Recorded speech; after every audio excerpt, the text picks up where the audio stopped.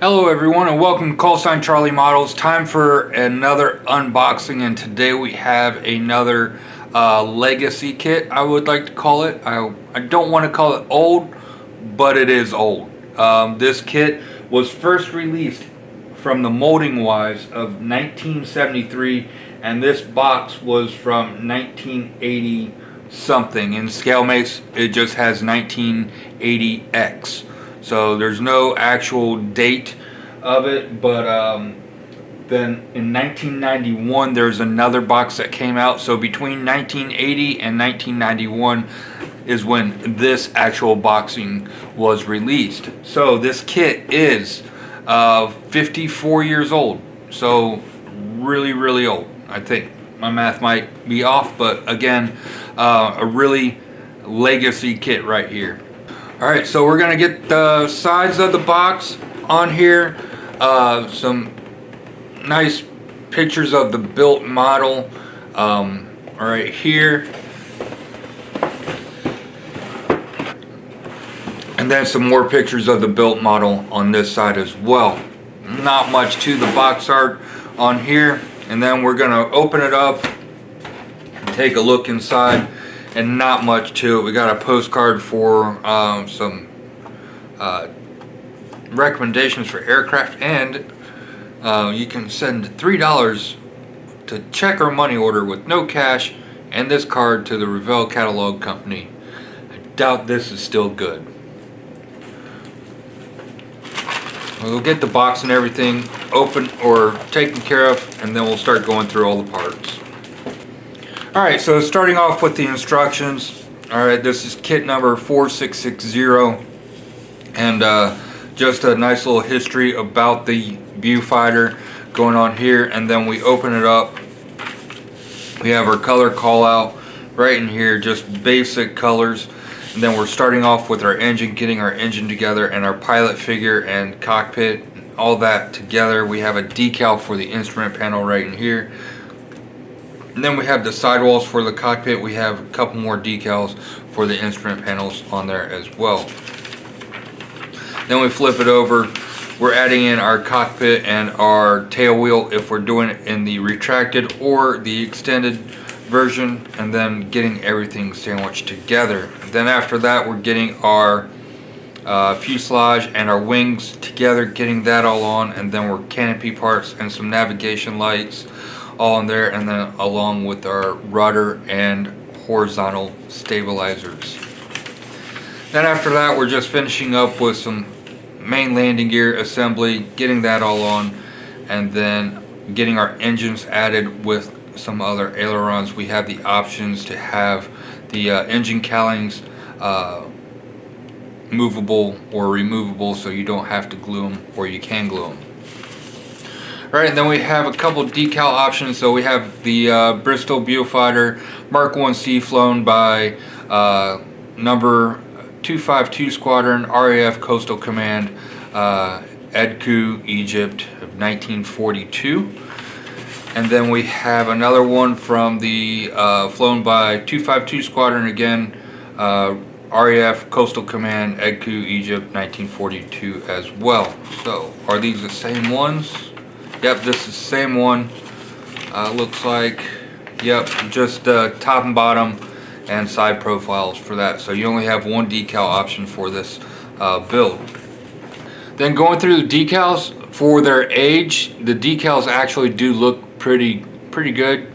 A little bit of yellowing starting to happen, so I might put these in the window to get rid of any yellowing that is starting to happen. But the roundels look very nice, and everything. Just hoping, I might even also hit it with some decal prep, just to really make sure that these decals don't shatter when I put them in water, because they are so old.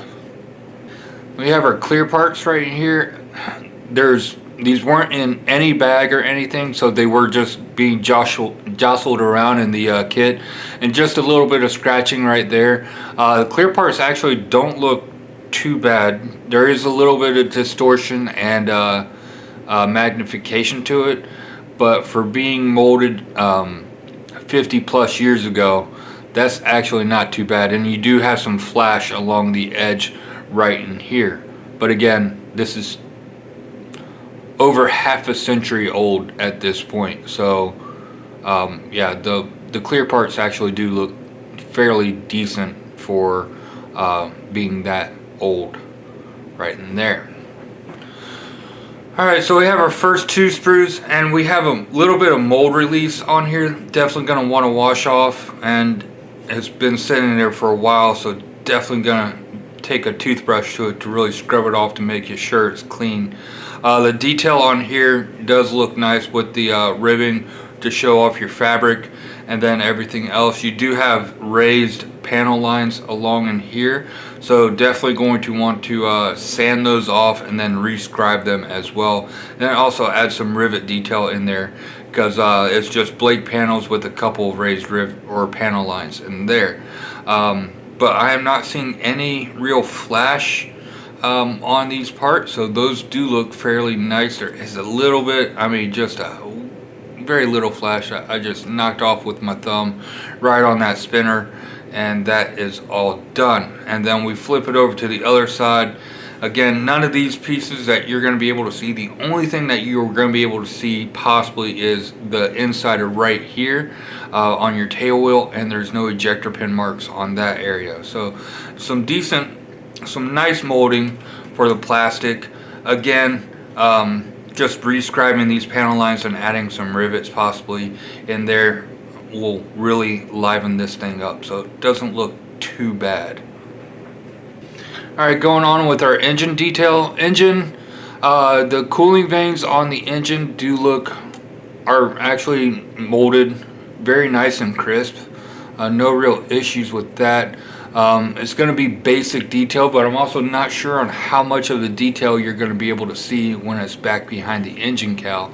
Maybe add a little bit of lead wire to it just to like liven it up a little bit more, but that should be about it. So, and then your landing gear strut, those look okay.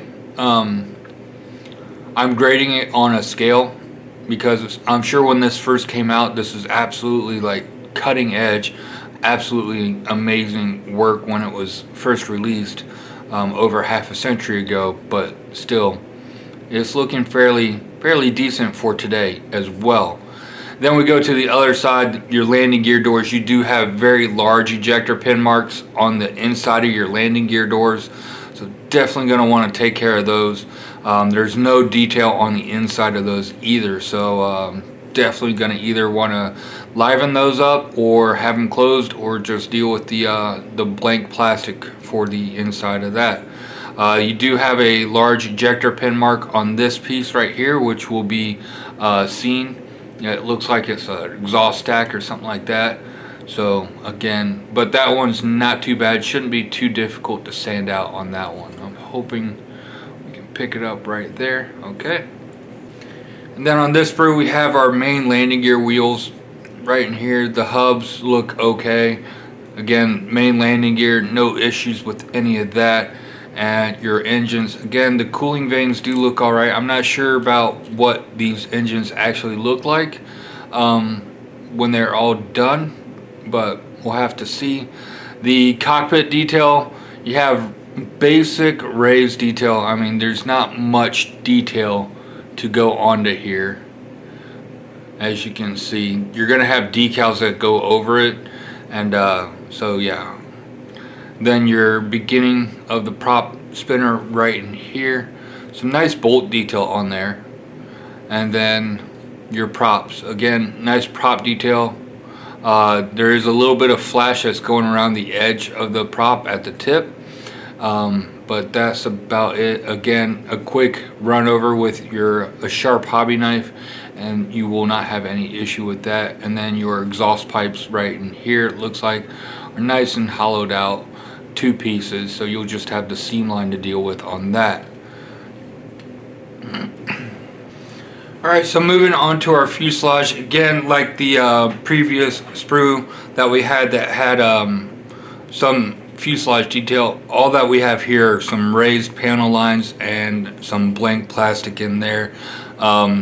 you definitely want to go through and sand all these panel lines down and then rescribe them and then re-rivet everything to have everything just bring it up to date per se on your molding right in here. But again, the plastic looks nice. It's nice and thick. There's no detail. Well, okay, so there is some detail on the sidewalls right in here. It's actually fairly nice detail for how old it is. Going right in there, and you put a decal in there or paint it up, and it should be okay. And I'm not sure on how much of that you're going to be able to see, especially with the distortion of the glass that's in there. So again, not too bad, especially for its age. And then again, we have the wings, same detail as the rest. We have upper and lower wing halves, and yeah, so we have some scratches on the plastic right in here from getting rubbed around in the bag, and also a little bit of flash that's on the edge that will have to be sanded down because that flash is actually pretty thick on that, so we'll have to take care of that. Then on the reverse side, again, just a little bit of flash right in here, but overall not too bad.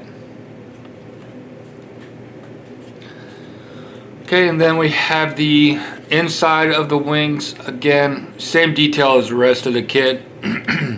Our cowling flaps, no option of having it open or closed, just the closed position, and we do have a good bit of flash right along in here. The seat detail actually doesn't look too bad. Some nice raised ribbing for the seat, but everything else. And then on the inside of your engines, you do have flash right in here as well, but other than that, that's it on there. Okay, our next brew is our pilot figure. He looks like he's a mix of, I don't know, I can't tell what that guy looks like. I'm sure this figure was absolutely gorgeous back in the day when it first came out, but this is yeah, that face could give a child a nightmare. Honestly, heck, I might have nightmares from that. Alright, so on the flight deck right here, we do actually have some nice raised deck lines and raised rivets along in here, and then but we do have 4 large ejector pin marks. These two shouldn't be an issue right here, as you can see, but these two are going to be a large issue because you sand those out and you're going to lose all of this detail right along in here. And then the cockpit, again, a little bit of raised detail. You're going to have some decals to go over that, then your rudder pedals in there as well, so not much detail. And then your cow flaps, nice bumps on the edge of the plastic, and then on the inside you do have a little bit of ejector pin mark, so if you're going to have them opened up, you're definitely going to want to take care of those, but if you're closing them up, those shouldn't be an issue. And we also do have a little bit of flash on this piece right in here. Then we have the underside of our fuselage right in here. Again, like the rest of the kit, same detail. You even have the Revell stamp right in here that you will definitely want to take care of before you're finishing up the model. It shouldn't take more than a couple swipes with a sanding stick or with a carving knife to get that all out. Your gun recess areas are not hollowed out, so you're definitely going to want to go through and hollow those out as well. And then for your top wings, same detail as everything else. You do have a couple little holes for antenna that will go on here, and then on the bottom side you have your ejector chutes for your machine guns, and this is where your machine guns will come out if there's machine guns in the kit. Alright, so that does it for the Revell 1/32 Bristol Beaufighter kit in 1/32 scale. The kit, for being over half a century old, it doesn't look too bad. I mean, it shouldn't be too hard to fix with the some scribing and re-riveting. As long as you have a good riveter and a good scriber, it shouldn't be too big of an issue. The interior side, yeah, that is for 1973. I'm sure that was absolutely amazing detail on there, but by today's standards, or even 15 years ago, that is just not up to par on that. So definitely gonna want to either scratch build or do something, because I highly doubt that anybody has released any cockpit sets for this, because it is such an old kit. So like I said, this original tooling was from 1973, and then the last time anything was done with this kit was 2014, but it was just new decals, and the time before that was just a new box. And the same thing, they've always just reboxed it. There were new parts added in 1994, and then that was it. So everything else has been new box, or the only time new parts have been added was 1994, which was after this boxing came out. But everything else has been just a new box. So that's it on this kit. I hope you enjoyed it. Don't forget to like, share, subscribe, hit that bell button for notifications of future content, and also comment on if you've built this kit. I know this is an oldie, and I'm sure some of you guys that have been in this hobby for a very long time have probably built this kit. And I look forward to hearing your comments on it as well. So I hope you enjoyed. Until next time, have a great day, stay frosty, and happy modeling.